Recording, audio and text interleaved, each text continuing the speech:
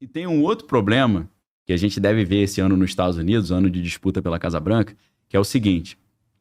Hoje, um dos empregos que a inteligência artificial pode tirar é o do diretor de cinema ou do produtor de filme, né? Porque você coloca um prompt lá, fabrique uma cena de um cara andando numa moto no meio do deserto e de repente cai um míssil na frente dele e tal. Ele faz a cena perfeita. E aí, esse é um dos grandes problemas, que é a inteligência artificial vai acabar com a distinção entre realidade e ficção. Isso. Você não vai saber mais o que é real e o que não é real. Então, o que isso vai gerar? Isso vai gerar o seguinte, aí alguns analistas acham que aí tem uma grande arapuca. Os caras liberaram o uso da inteligência artificial para a população vai começar a fazer um monte de imagem que não existe, eles vão falar, cara, isso tá perigoso, você tá botando figura pública fazendo coisa que ela não fez, isso gera um caos. Então nós vamos impedir a população de usar a inteligência artificial e para poder usar e entrar na internet, o cara vai ter que ter uma biometria para ele provar que ele não é uma inteligência artificial e para, se ele fizer uma imagem fictícia que prejudique alguém, a gente conseguir chegar nele e punir o cara. Então a gente está partindo, talvez, para uma desculpa de que tudo precisa ser monitorado e controlado e não vai ter mais anonimato na internet, porque tem que saber o que está todo mundo fazendo, por causa da dificuldade com a inteligência artificial de separar o que é real do que não é real. Então isso pode fazer o mundo mudar completamente de uma hora para outra. Você entrar na internet, você tem que ter escanear a retina ou ter uma biometria mais aprofundada. Então isso aí é altamente preocupante. Agora, você hoje já tem, voltando para o meio militar, você já tem sistemas de defesa que estão automatizados, né? A máquina está tomando decisões, se precisa atacar ou não, se precisa sair ou não, se precisa recuar ou não. Então isso aí é preocupante, né? Cara, é bizarro, né? É bizarro. E assim, é ficção científica virando verdade. E como é que seria esse mundo aí, né, cara? Esse mundo onde a criatura supera o criador, né? Porque assim, o homem, ele tem a prepotência ali que ele é o fodão. E que não existe o outro. Sou o topo da parada. Entendeu? Até na questão aí, OVNI, né? Sim. Ele entende, não, pô. Isso aqui tudo que tá aqui é nosso. Pô. Não tem ninguém acima. E eu faço parte dessa camada aqui, porra, superior. E quem manda sou eu, pô. Exato. E aí, de repente, ele cria uma máquina e o momento que essa máquina vai sobrepor a capacidade dele e ele fica refém daqui. Cara, como é que é esse o mundo, cara? O cara tá criando uma cobra pra morder ele mesmo, né? É preocupante pra caramba. Mas é a questão do poder, né?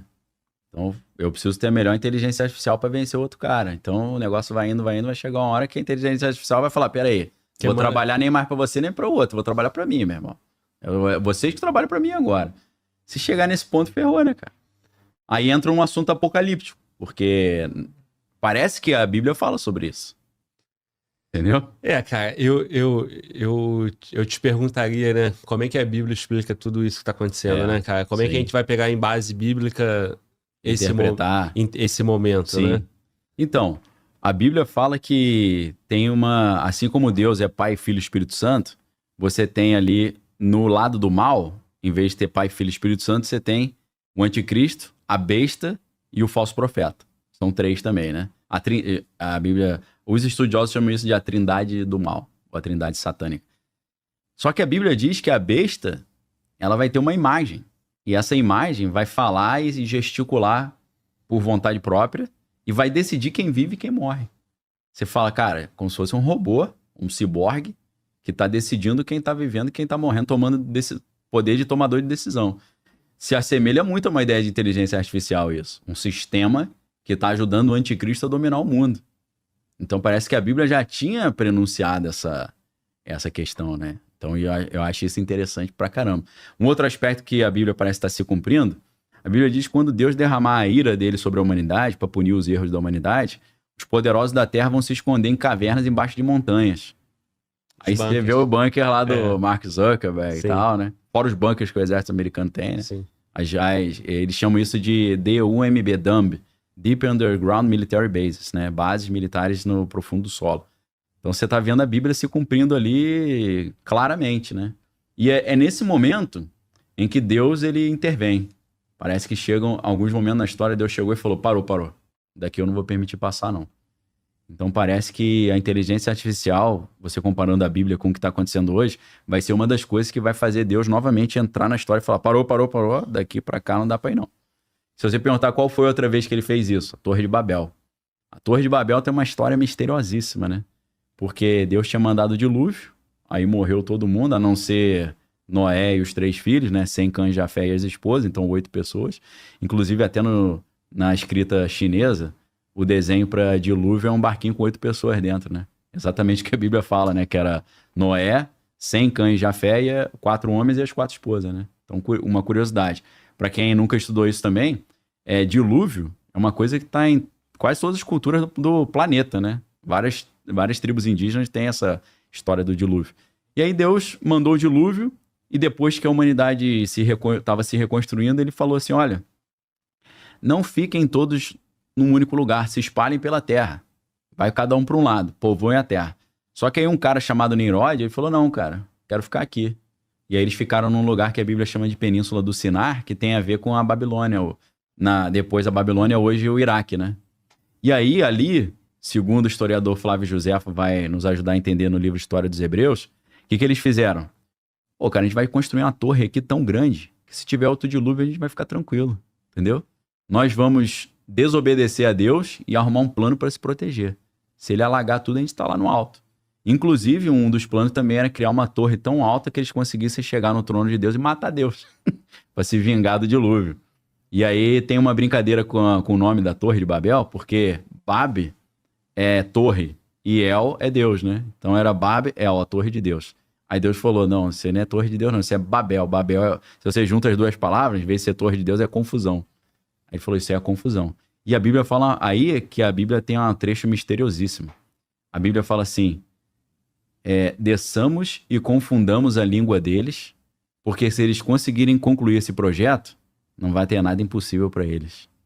Aí Deus entrou e parou.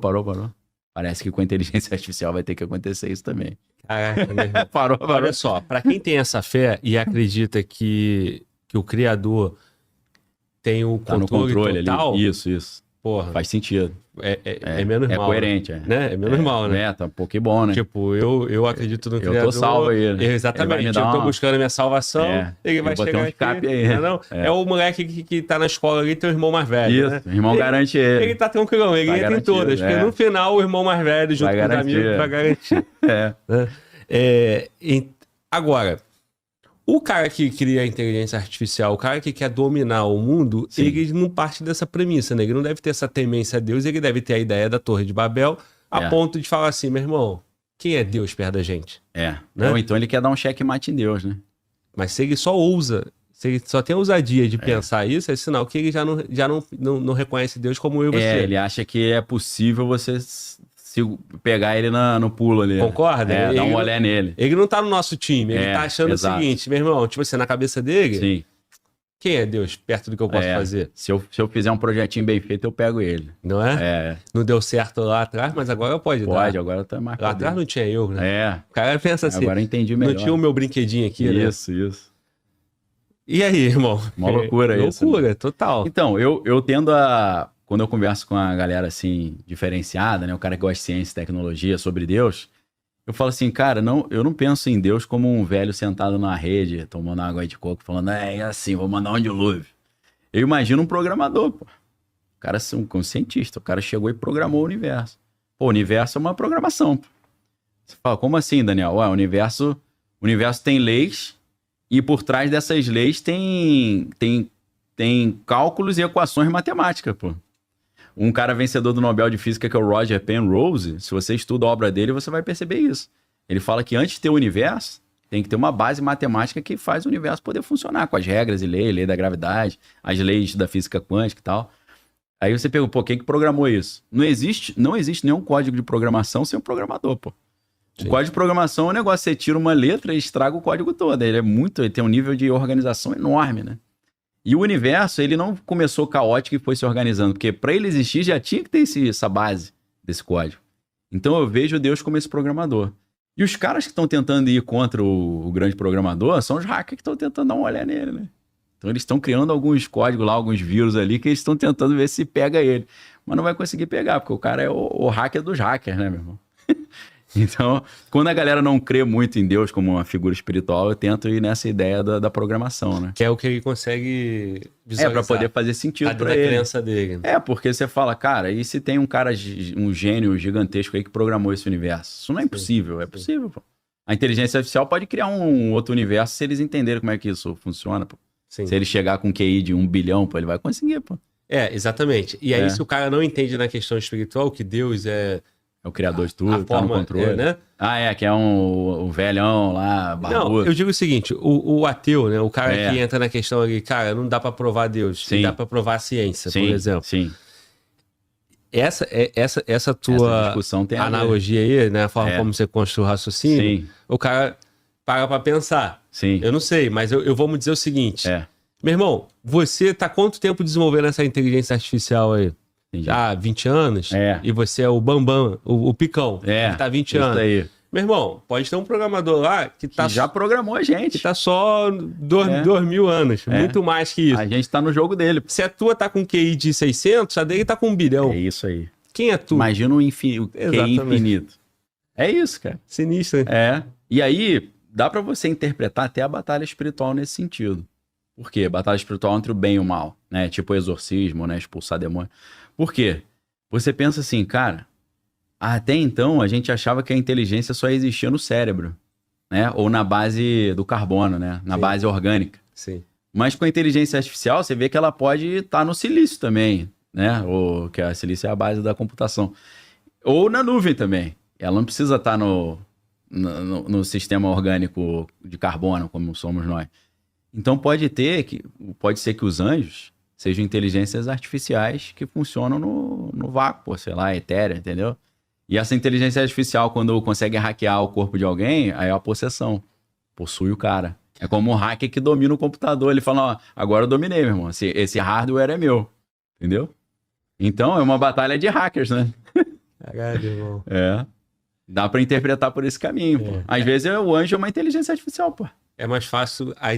Eu não sei se é porque tá mais próximo de tudo que eu tive de conhecimento até hoje, do que me foi ensinado. Entendi. Mas é mais fácil acreditar na questão espiritual. É mais fácil, claro. É bem mais simples. Isso é pra pegar o cara que acha que o espiritual é palhaçada, mas gosta do tecnológico. Porque faz sentido no tecnológico também, né? Sim. Isso tá num filme, por exemplo, o Tron. O Tron, o Legado, é um filme que o cara era um gênio, aí ele criou uma realidade virtual, só que aí o que ele fez? Ele se transferiu pra dentro dessa realidade. E dentro dessa realidade ele é Deus, pô. Ele que criou, ele é todo poderoso. E a galera lá de dentro acha que ele é Deus, porque foi ele que criou aquele mundo e ele tem todo o poder, pô. Aí eu pergunto, e se Deus não é isso?